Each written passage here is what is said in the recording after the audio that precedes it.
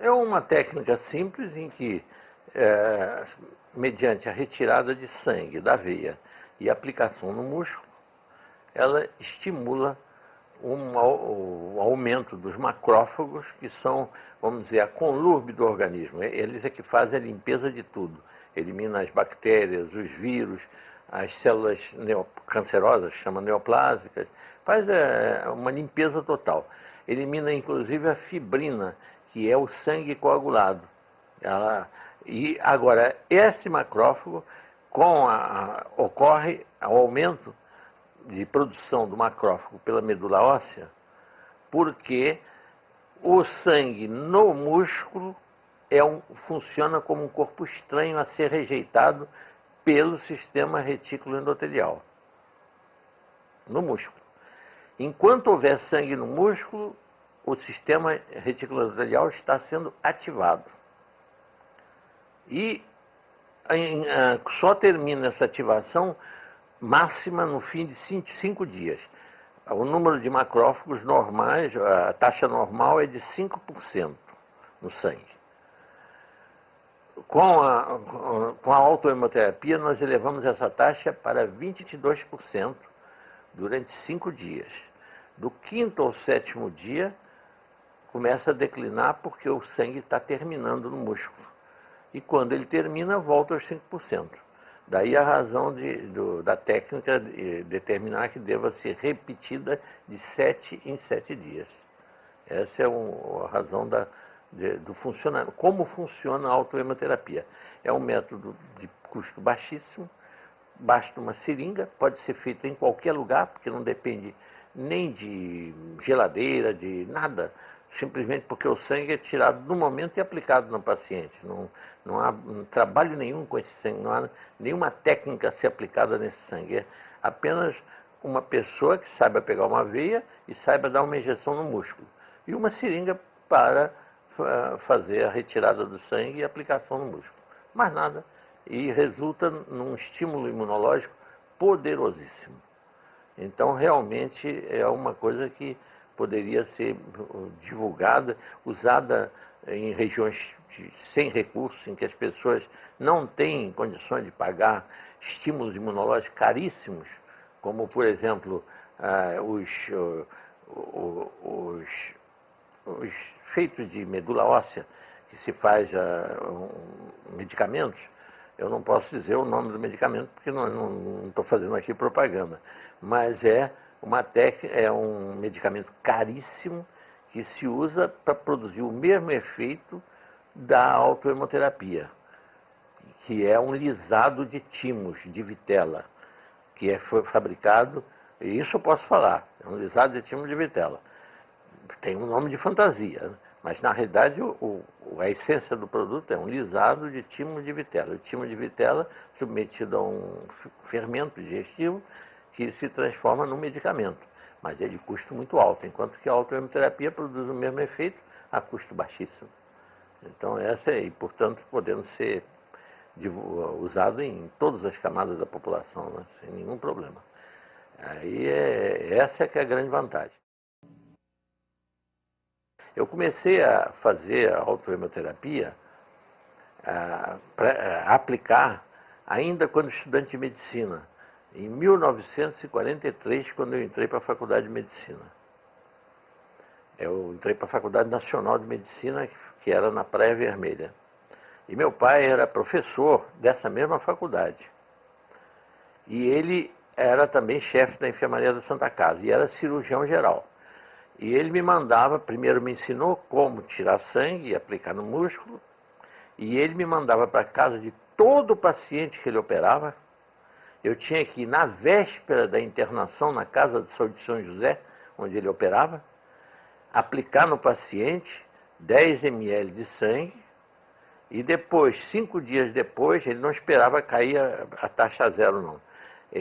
5 dias depois, eu fazia a mesma aplicação no paciente ainda internado, porque naquele tempo as internações duravam em média uma semana. O que eu não sei é como é que ele tinha coragem de operar eu auxiliando, porque eu só sabia segurar os instrumentos e mais nada. Eu acho que ele operava era sozinho, porque O que eu sabia era apenas segurar os instrumentos, mais nada. O que eu tinha aprendido, a única coisa era aplicar sangue, tirar sangue da veia e aplicar no músculo, mais nada. E nunca houve problema nenhum. E ele teve com isso uma das taxas menores que eu já vi até hoje de infecção hospitalar. Porque ele fazia isso porque o trabalho do professor Gerson Teixeira, que foi feito especificamente para evitar infecções pós-operatórias e que resultou num prêmio de cirurgia, do maior prêmio de trabalho publicado em 1940, e foi traduzido em 2 línguas, para o francês e para o inglês, esse trabalho, foi um sucesso enorme. O trabalho de Gerson Teixeira. Meu pai usava essa técnica porque ele tinha lido o trabalho de Gerson Teixeira. Ele tinha 150 cirurgias, operações diferentes, as mais variadas, comparadas com outras 150 idênticas, em que numa teve 0% de infecções pós-operatórias, quando aplicado sangue. E na outra, em que ele não aplicava, a título de contraprova, ele não aplicava o sangue. As mesmas cirurgias, as mesmas operações, ele teve 20% de infecções. Porque havia, naquela época, o grande problema era mais infecções pulmonares no pós-operatório, porque a anestesia era feita com éter, e o éter irritava muito os pulmões, então havia uma facilidade muito grande de infecções. Daí, como eu aprendi isso com ele, depois eu me limitei a usar durante muitos anos a autoimunoterapia exclusivamente para evitar, para tratar de infecções, acne juvenil, que é uma infecção de estafilococcus, né? E também infecções evitar infecções de pacientes, que nesse tempo eu era também cirurgião. Então eu também usava o mesmo método. A finalidade era basicamente combater bactérias. Só a partir de 1976 é que eu passei a usar uma amplitude muito maior, graças a um médico, Dr. Floramante Garofalo, um ginecologista, que era assistente do diretor do Hospital Cardoso Fontes, em Jacarepaguá, e que era a pessoa que mais conhecia equipamento hospitalar do Brasil. Então ele já estava aposentado, tinha 71 anos, e ele foi chamado pelo Dr. Amauri de Carvalho, que era o diretor do hospital, para equipar o hospital, porque o hospital tinha sido um sanatório de tuberculose e foi transformado num hospital geral. Então precisavam as clínicas todas serem equipadas. E ele foi ser assistente do diretor. E eu era também assistente diretor. Um dia, o professor Garofalo, o doutor Garofalo, ele, bom, vamos dizer professor mesmo, porque ele merecia ser chamado de professor. Ele chega se queixando de uma dor, uma dormência que ele estava sentindo na perna, quando caminhava, fazia uma caminhada de 100, 200 metros, tinha que sentar na rua, no meio-fio, porque não conseguia mais andar. E eu então disse para ele, olha, Garofalo, você tem que ser examinado por um angiologista, e nós temos um excelente aqui, chama-se Dr. Antônio Vieira de Mello, um excelente angiologista. É até primo, irmão daquele Sérgio Vieira de Mello, que morreu lá no Iraque. Então, ele vai ter que examinar essa perna. Ele examinou, primeiro com o aparelho, e disse, há uma obstrução na sua coxa direita, na parte média da coxa direita. Aí o Garofalo disse assim, bom, mas de que tamanho é? Bom, só fazendo uma arteriografia. Aí fomos para o raio-x, fez a arteriografia, ele tinha 10 centímetros de artéria entupida. Aí então, o doutor Garofalo, foi dito a ele, pelo angiologista Antônio Vieira de Mello, olha, só há uma solução, fazer uma prótese, tirar essa veia, essa artéria, esses 10 centímetros, e substituir por uma prótese de material plástico, né? Chama Dralon, uma coisa.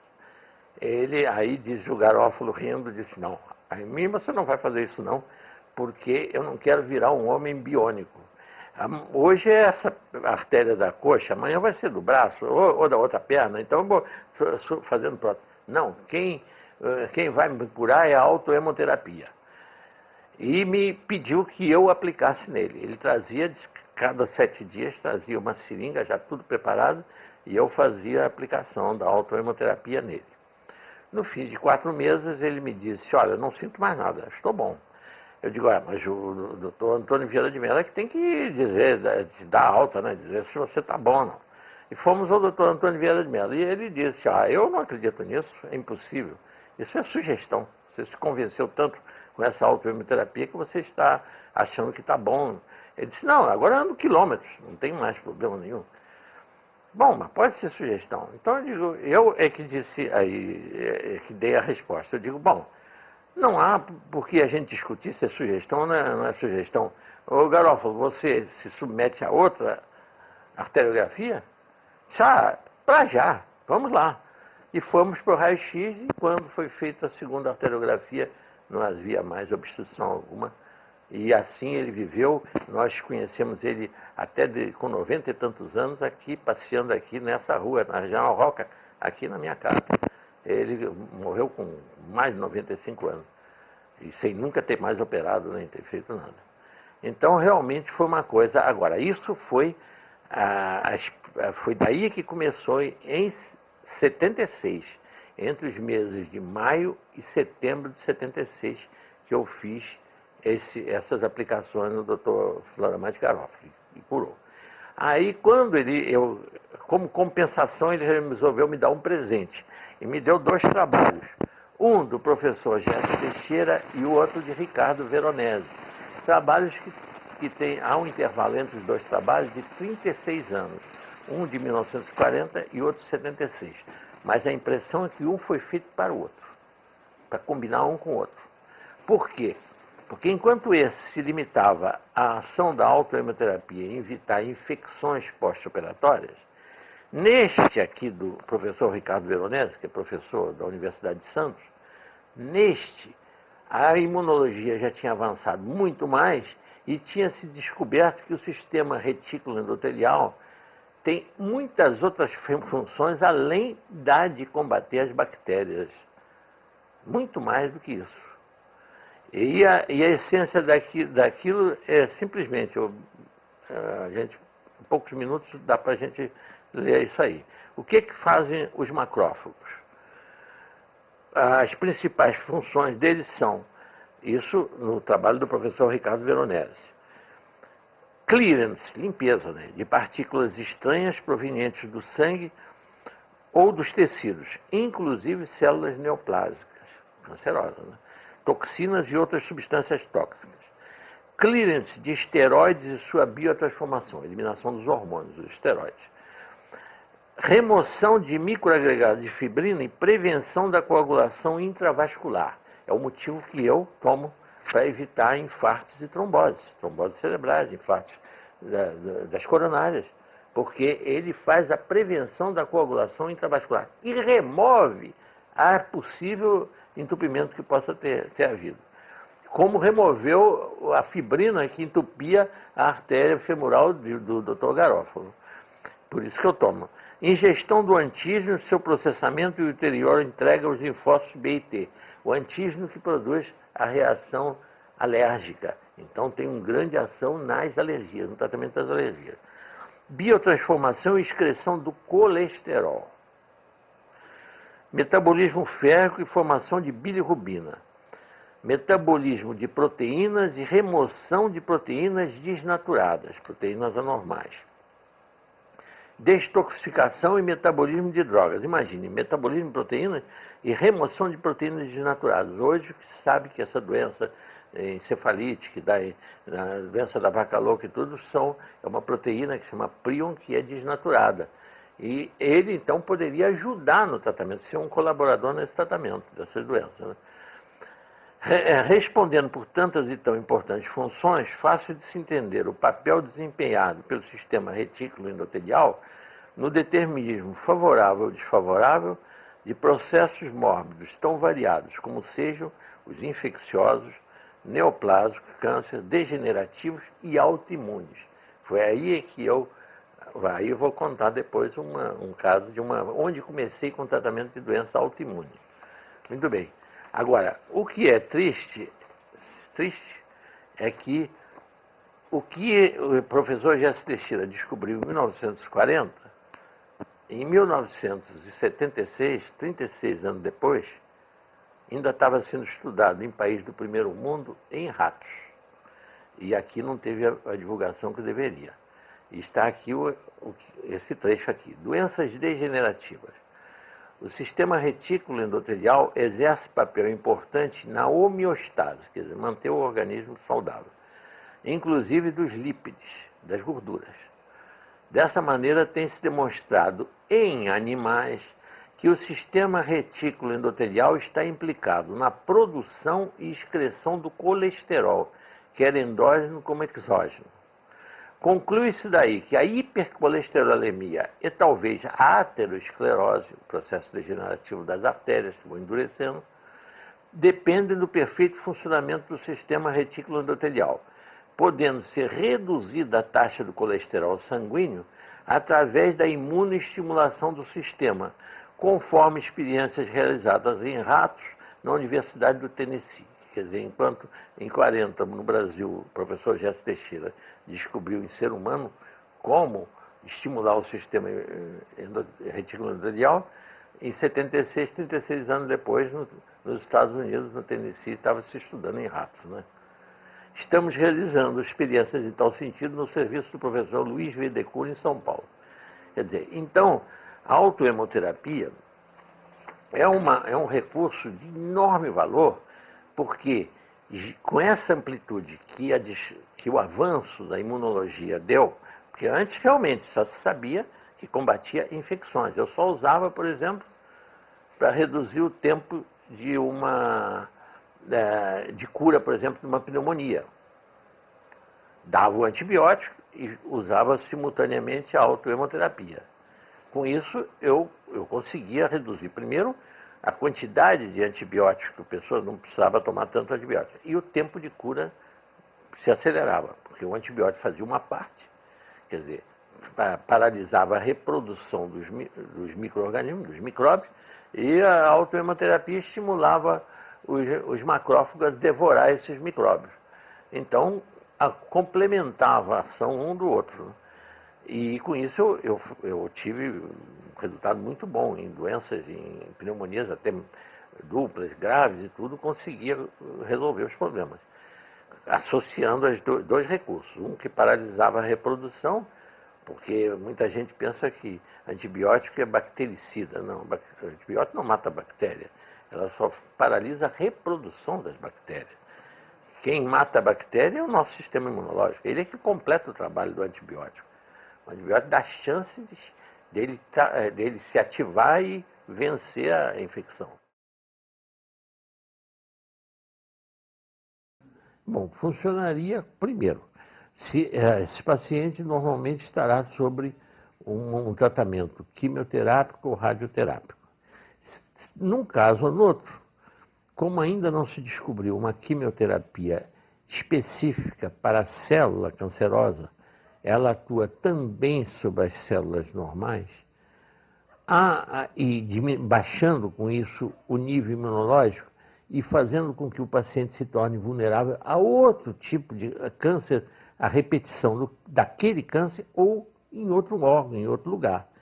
Mantendo esse sistema imunológico ativado, a quimioterapia vai ter o seu lado positivo, de destruir a célula cancerosa, e vai ter minimizado o lado negativo, destruindo as células boas que protegem contra a repetição desse câncer, que seria metástase, quando seria o câncer, o mesmo câncer em outro órgão. Ou um novo câncer em outro órgão, até de tipo diferente. E aí seria a autohemoterapia muito útil. Seria no caso do câncer. Isso no caso do paciente sob quimioterapia. No caso de radioterapia, também a radioterapia prejudica muito o sistema imunológico.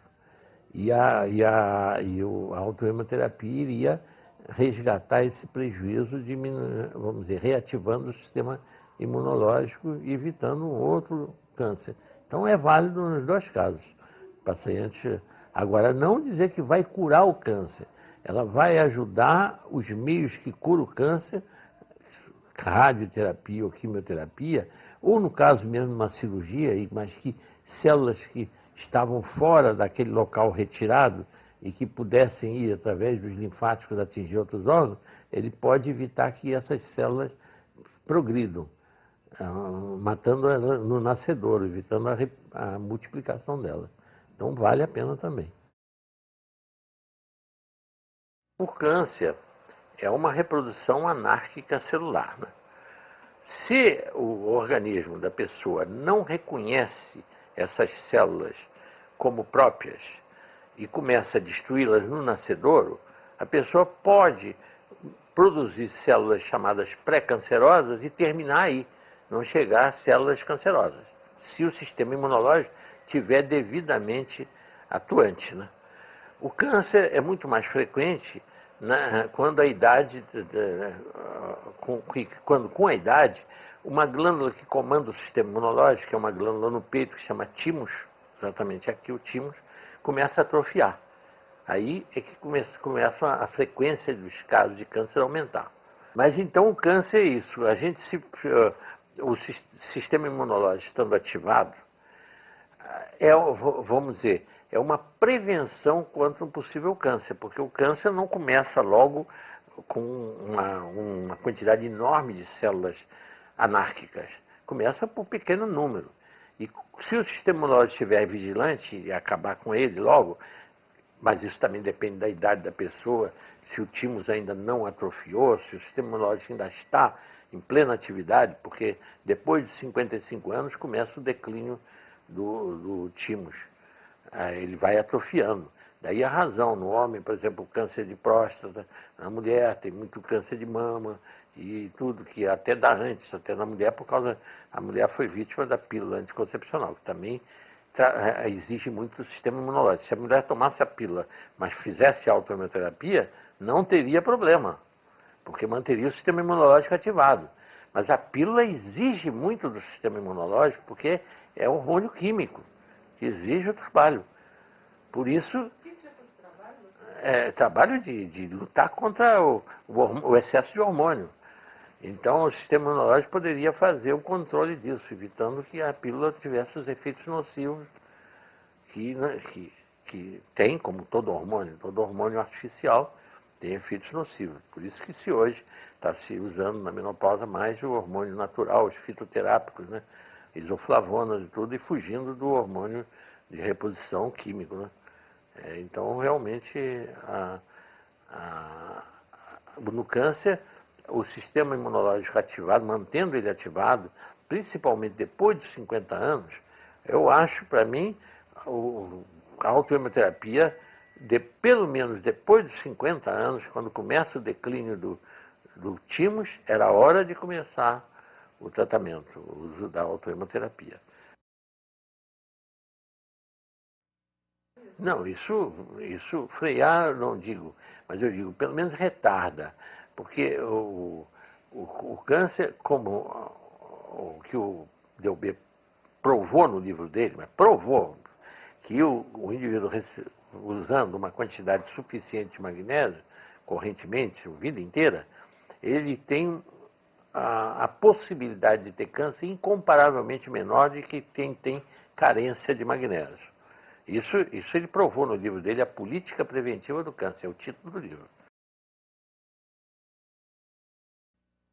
O único caso que existe se a pessoa tiver insuficiência renal, tiver, por exemplo, em máquina de hemodiálise, porque aí acumula, ele não põe, porque o magnésio, o excesso se elimina pela urina. Então não há possibilidade de haver excesso de magnésio, porque o excesso sai pela urina. Então não há problema. Agora, se a pessoa não estiver urinando, aí a passar de uma hipomagnesemia, que é o comum que as pessoas vivem, para uma hiper. Mas só se não estiver urinando. As técnicas iniciais, ainda empíricas, em 1900 começou em 1912, foi o professor Ravaud, francês, que começou lá. Ele usava em doses crescentes, de 1 centímetro, 2, 3, 4, 5 até 10. Ia crescendo em cada dose. Depois, o Jesse Teixeira já não fazia assim. Ele dava logo uma dose única e como ele interessava uma dose, quer dizer, para evitar a infecção pós-operatória, então ele dava logo 10 ml de uma vez e 5 dias depois fazia outras 10 ml, que era como eu comecei aplicando por ordem de meu pai, quando operava os pacientes. Era exatamente assim. O que eu cheguei à conclusão é que a dose varia com a gravidade do problema. Vamos dizer, 5 ml para uma doença que não seja muito séria, não é um lúpus. Lúpus eu só uso 10 ml. Lúpus, miastenias graves e artrite reumatoide eu uso 10. Quando é uma alergia, vamos dizer, uma reação alérgica, uma asma, normalmente é 5 ml, basta 5 ml. Rinite, 5 ml. Não há necessidade de doses maiores. No casos desesperadores, como foi o caso da esclerodermia, o primeiro caso que eu tratei, em 76, eu usei 20 ml iniciais, porque eu precisava dar uma resposta violenta para a paciente sair de uma situação que estava praticamente esclerodermia fase final, não tinha nada para fazer. Então, tudo valia. Pode-se fazer a autohemoterapia durante 10, 15, 20 anos. Eu, por exemplo, tomo há muitos anos. Mais de 15, 20 anos que eu faço autohemoterapia. Agora, não há nenhuma contraindicação. A gente faz, eu venho fazendo porque eu viso evitar doenças que deveriam se incorporar no meu dia a dia, porque com a idade que eu fui avançando, eu passei pela idade dos acidentes vasculares. Muito bem, então tomava para evitar o acidente vascular, tanto cerebral quanto cardíaco, né? Agora estou tomando porque também me protege contra o câncer, mantendo meu sistema imunológico ativado. Eu tenho sempre macrófagos prontos para devorar as células que com a idade, ou até jovem, até aparece, porque célula cancerosa de vez em quando é como numa fábrica, um controle de qualidade. Existem sempre produtos que não saem corretos. E tem que haver um controle de qualidade. O nosso controle de qualidade é o sistema imunológico, que faz o controle de qualidade das nossas células. Então, isso realmente é necessário. Não há limite de uso, de tempo. Pode-se usar uma vida inteira. Eu mando os pacientes fazerem assim. Faz uma série de 10 aplicações, depois descansa um mês. Alguns casos que nem precisa, é só como prevenção, descansa 2, 3 meses, depois faz outra série. Seria, vamos dizer, para usar de forma permanente, agora com intervalos, dependendo os intervalos da finalidade com que está sendo aplicada a autohemoterapia. Se for apenas preventivo, pode fazer intervalos grandes. Se for visando um problema, uma doença que já houve e que tem que ser mantida sob controle, aí faz intervalos menores. Faz 10 aplicações, 30 dias de intervalo e tudo. Quando chega muitos pacientes, eu começo com 10 ml na fase aguda da doença e depois eu reduzo para 5 por semana, porque não precisa mais. E tem pacientes, e agora vou dar o exemplo do caso que é a minha vizinha lá de Visconde de Mauá, que tem uma casa lá, ela teve uma doença que ia cegá-la, ela teve toxoplasmose e já estava com 20% da visão. E então, um dia, uma amiga dela nos encontrou na estrada e contou a história e eu, então, prescrevi a autohemoterapia para ela. Ela, por conta dela, quando viu que melhorava, ela aumentou de 10 para 20 ml. Tomava 10 em cada análise, 20 ml. E ela recuperou 80% da visão. E ela até hoje faz. Isso já tem mais de 10 anos, ou bem mais, né? E ela até hoje ela faz isso aí. O intervalo entre uma aplicação e outra é de 7 dias. Casos raros que eu faço de 5 em 5 quando eu quero manter o nível de macrófago de acima de 20%. Quando não há necessidade disso quando a infecção ou o problema está sob controle, eu então faço de 7 em 7 dias, porque dá para reativar no 7º dia e volta de novo aos 20%. Porque faltou eu explicar que do momento que se aplica, faz-se a autoimunoterapia, leva 8 horas para a taxa de 5% chegar a 22%. Cada hora vai subindo. O Jesse Teixeira, a técnica que ele usou para comprovar a ação da autoimunoterapia, foi uma coisa muito simples. Simples porque, depois que a gente lê, né? Porque a descoberta que é difícil. Ele descobriu que, usando uma substância cáustica que se chama cantárida, e passando na coxa, forma-se uma bolha. Aí o que ele fez? Ele resolveu tirar o líquido da bolha e contar o número de macrófagos. E constatou que tinha 5%. Aí fez vários dias de uma bolha e constatava que era 5%. Aí fez a autoimunoterapia e começou de hora em hora a tirar umas gotas dessa bolha. A cada hora o nível de macrófagos ia subindo e no fim de 8 horas chegou aos 22%.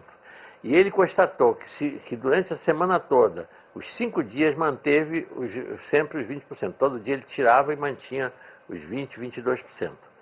Do 5º ao 7º dia é que começou o declínio. Então ele fez isso em coelhos. Ele fez a autoimunoterapia em coelho. E verificou que terminava a ação da autoimunoterapia quando o sangue terminava, porque ele sacrificava o coelho e verificava. Voltou de novo aos 5%, foi ver no local que tinha sido aplicado o sangue, já não existia mais sangue. Mas a autoimunoterapia também é usada em veterinária. Se usa em vaca que tem uma doença vírus que chama-se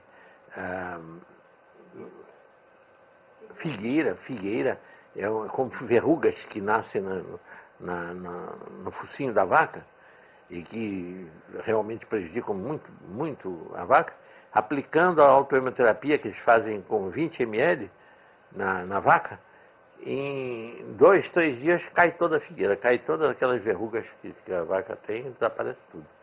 Isso é uso veterinário. Em músculos do braço, às vezes tem pacientes que querem que aplique os 10 ml logo no músculo, num braço, só para não levar 2 picadas. Eu sou contra. Eu acho que 5, o músculo do braço, o deltoide, comporta 5 ml. Bem, não há problema nenhum. Agora, na nádiga, sim, a gente pode aplicar os 10, o músculo glúteo tem a capacidade de receber 20 ml, de 10 ml. 10 ml. A dona Malu, essa que eu contei, da toxoplasmose, aplicava 10 em cada nádiga, porque ela queria um efeito máximo que podia por causa da vista dela, né? Ela queria salvar a visão, né? Mas foi ela mesma, isso não fui eu que receitei os 20 ml assim, não. Foi a própria paciente que decidiu tomar de 20 ml para ter um resultado mais eficiente, né? Então, a dosagem, há casos que eu acredito, e dependendo também, teria que ser feito um estudo, qual a necessidade real. Por exemplo, se tem relação essa quantidade, é uma coisa que eu já vim pensando nisso. Qual seria a relação entre o peso corporal? Porque as dosagens dos medicamentos variam em função do peso corporal. A dosagem que uma criança toma de 30 quilos é muito menos do que uma pessoa de 70. A autoimuno talvez seja desnecessário em crianças pequenas ser uma dosagem como se dá em adulto, de 5 ml, poderia aplicar 2, 3 ml. Isso tudo a minha esperança é que essa nossa fita aí e essa divulgação que vai resultar disso, que interesse pessoas que queiram fazer uma pesquisa de laboratório sobre isso, que tenham condições de fazer, porque eu não. Eu faço tudo na base de um estudo da clínica, na base de raciocínio, sem pesquisa de laboratório, sem nada, porque eu não tenho laboratório para isso, não tenho laboratório de pesquisa. Então é tudo pesquisa clínica, da aplicação prática da autoimunoterapia. Todos os meus estudos vêm de aplicação prática.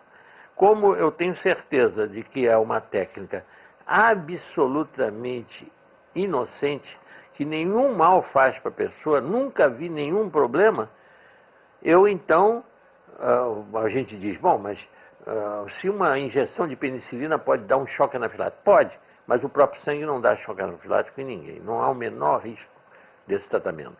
Nunca vi nenhum abscesso, nenhuma contaminação. Por que não há abscesso? Porque como estimula o sistema imunológico, mesmo que ela seja aplicada mal, não deve ser aplicada nas melhores condições de higiene. Mas se for mal aplicada, dificilmente vai haver uma infecção, porque o sistema imunológico está aguerrido, está quadruplicado. Então é por isso que dificilmente, eu nunca vi até hoje nenhum problema.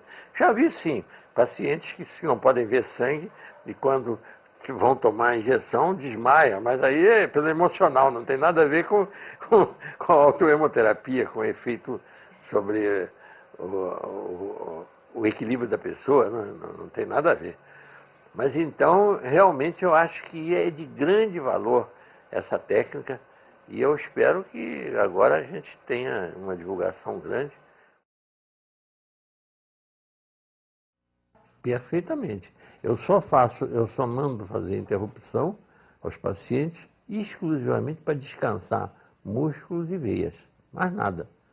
Se a pessoa se as veias são usadas alternadamente, não pega sempre do mesmo braço e vai alternando, e se os músculos também são usados alternadamente, ora na nádega, o glúteo do lado esquerdo, depois do direito, depois do deltoide, que é do braço direito, depois do esquerdo, aí não há necessidade de interromper. Mas como cansa, aí há necessidade de interromper.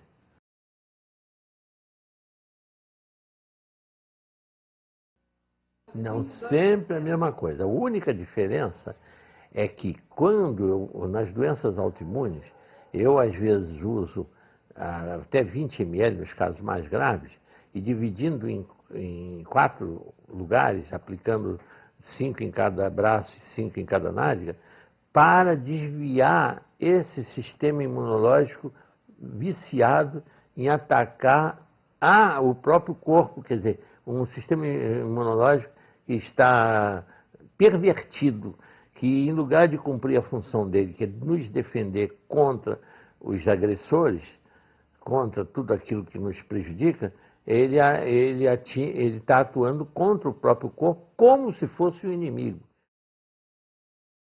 Nenhum mal, porque apenas é que do 5º ao 7º dia é que o sangue já foi praticamente grande parte reabsorvido, e o estímulo imunológico que ocorre em função desse sangue significar um corpo estranho no organismo e que o sistema imunológico se ativa para rejeitar esse sangue, para eliminar, esse estímulo está declinando. Se fizer com menor espaço de tempo, não há esse declínio. Ele se mantém sempre naquela faixa dos 22% de macrófagos, quando o normal é 5%. Não vai haver nenhum prejuízo. Não há necessidade, vai sacrificar o paciente, porque na realidade ele vai ser perfurado a veia mais vezes e tudo, e não há necessidade. Se for de 7 em 7 dias, é quando ele chega ao mínimo e há uma reativação. Quando eu preciso que o paciente se mantenha no nível máximo, eu faço com 5 dias de intervalo, aí não chega a ver o declínio que ocorre no 5º ou 7º dia. Medicina é a arte de curar.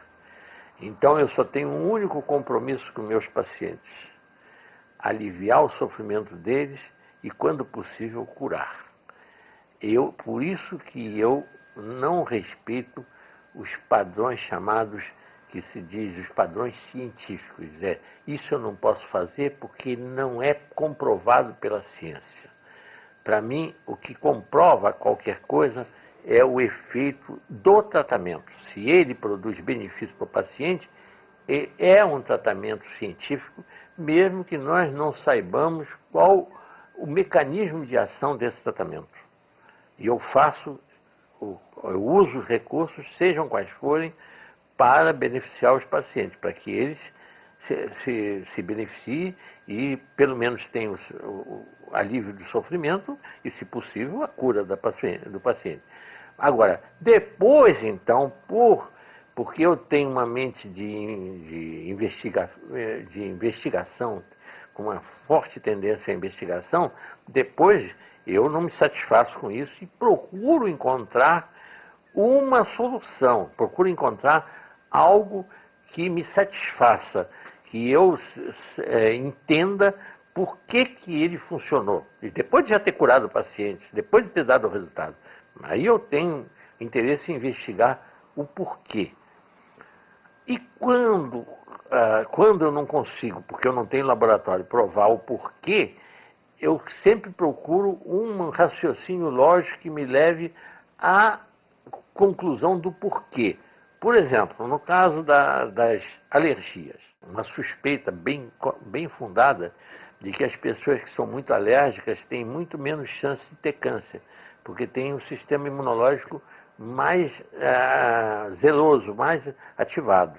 Isso já é uma suspeita, ainda não é provado, mas já está suspeitando muito disso. Então, o que eu então procurei encontrar uma solução para explicar o que é a alergia e o que representa a cura através da autohemoterapia. Como se dá essa cura? Inventei uma forma que me satisfez. Como o alergeno é um corpo estranho, ele não é aceito pelo sistema imunológico, daí a briga contra ele e daí as consequências para o paciente, que se tem alergia a inalantes, o que acontece? Ele começa a espirrar, tentando eliminar pelo catarro o alergeno.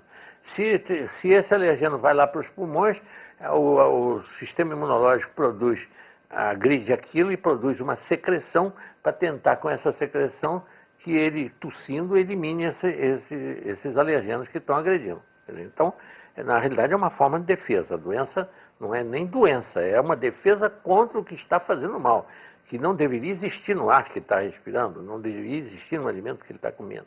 Muito bem. Então, o que acontece quando se faz a autohemoterapia? Esses alergenos acabam indo para o sangue, eles acabam se fixando, passando do pulmão para o sangue, passando do nariz para o sangue, porque todos esses órgãos estão cheios de sangue. Quando o sistema imunológico vai lutar contra esse alergeno, ele vai encontrar o que ele considera que não é, quer dizer, ele vai identificar o alergeno, vai captá-lo e vai tratar de eliminá-lo como um corpo estranho. E com isso ele vai, agora ao mesmo tempo, ele vai descobrir como inativar o alergeno, como ele vai lutar contra ele, já que ele identificou como corpo estranho. E acaba com isso induzindo o que chama tolerância imunológica. Ele acaba aceitando como próprio o que antes ele considerava um inimigo. É o que chama, quem que descobriu, o maior alergista que o mundo já conheceu, viveu 2000 anos antes de Cristo. Chamava-se Mitrídates, o rei Mitrídates, um rei grego. Ele descobriu que, quando ele tinha 10 anos de idade, ele descobriu que tomando doses diminutas de 2 venenos que se usavam para matar os reis na época, que era a cicuta e o arsênico, eles punham sempre no vinho, que era o alimento que mais disfarçava o veneno, e ele descobriu que tomando doses diminutas e crescentes ele ficava imune. Não sei como ele descobriu isso.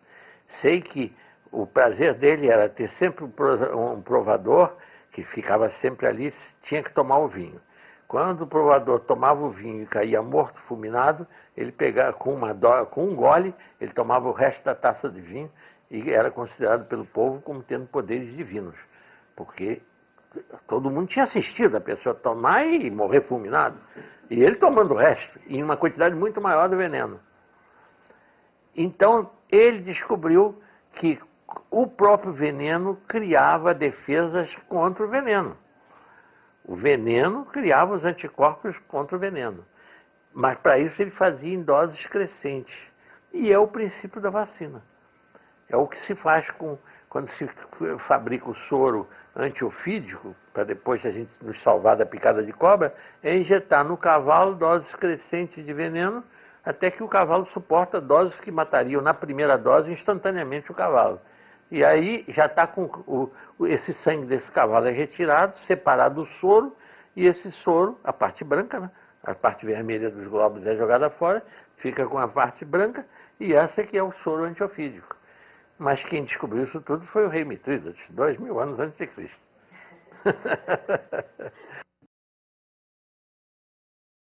Conferir sempre.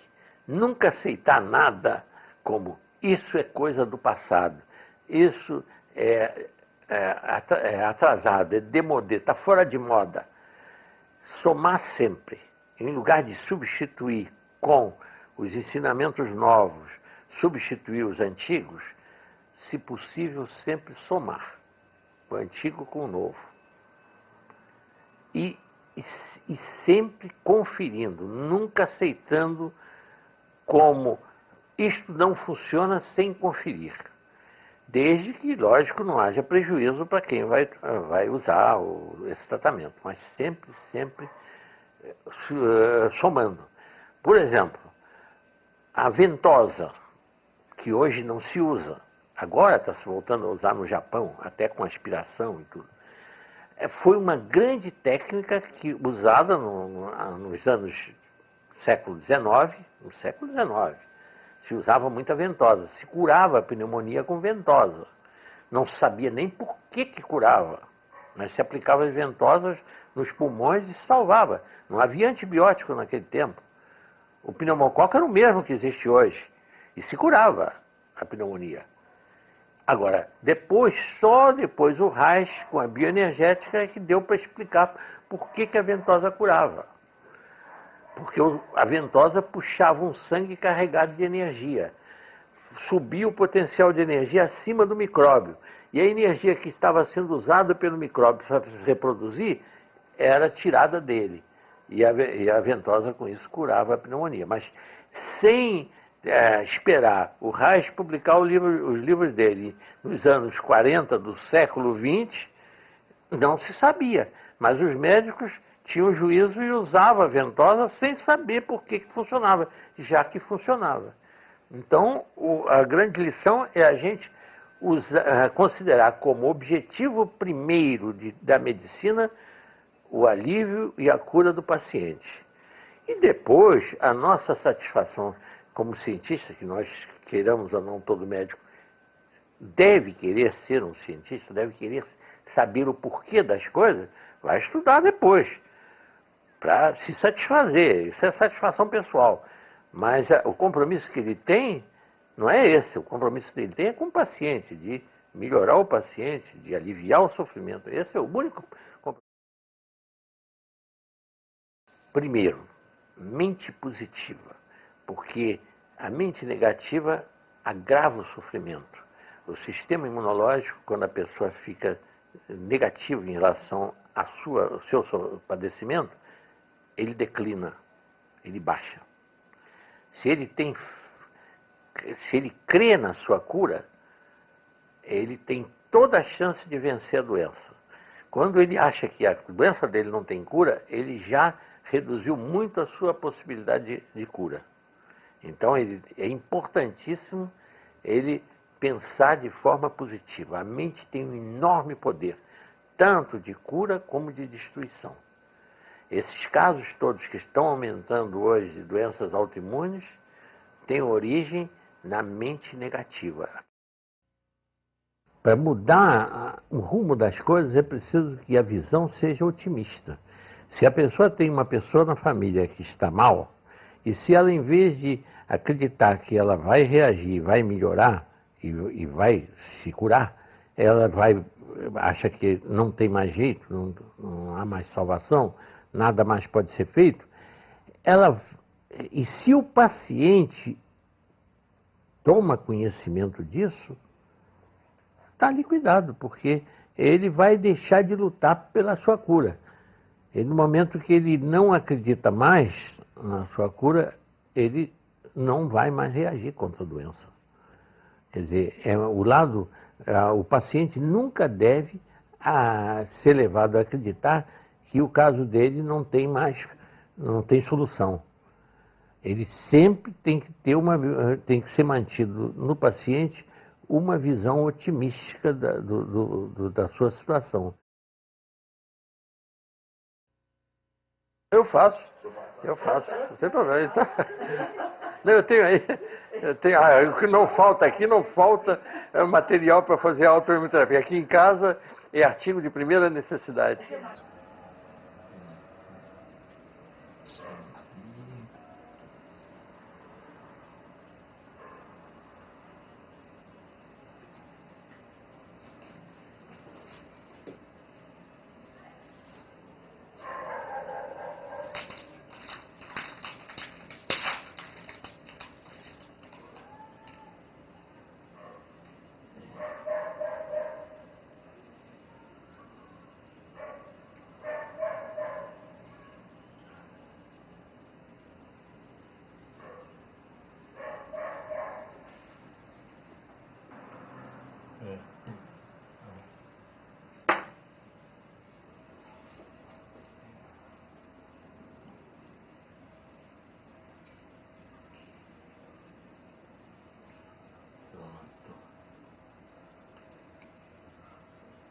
Está feito. Uma coisa simples, né?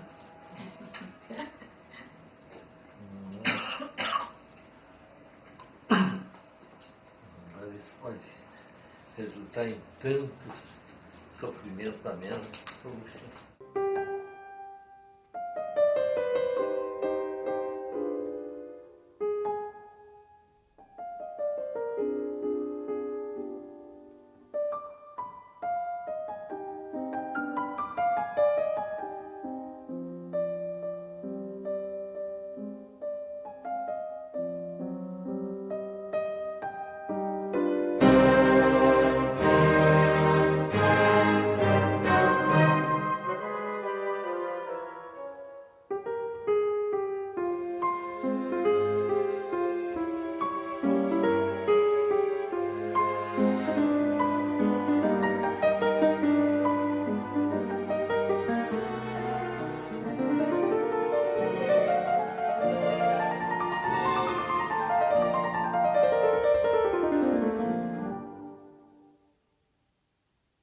Não, aí não há hipertensão, não é por entupimento, é por espasmo arterial, né? Aí o que vale a autoimunoterapia é porque a hipertensão é mais de origem psicossomática. A grande 95% dos casos de hipertensão são hipertensões chamadas essenciais. É o nome que a medicina dá quando não existe uma causa definida. Não se sabe o que é. Sabe-se que tem muita relação com o lado emocional. Muito. É a hipertensão essencial. E que a grande maioria, existe um número muito pequeno, parcela pequena, que é a hipertensão renal, uma substância que produz hipertensão, que se chama renina, e existe outro número de hipertensos, que é devido ao sangue circular mal, por estar com excesso de gorduras no sangue, colesterol, HDL, LDL, o ruim, né? Colesterol e triglicerídeos muito altos, então há uma hipertensão porque o sangue circula com menor velocidade. Mas, de qualquer maneira, a autohemoterapia funciona muito bem porque vai atuar, no caso mesmo da essencial, essa que representa mais de 90% dos casos, vai atuar no sistema neurovegetativo, reequilibrando o vago simpático. E na hipertensão é uma dominância do sistema simpático que contrai os vasos sobre o sistema vago que dilata os vasos. E reequilibrando ajuda ao tratamento da hipertensão.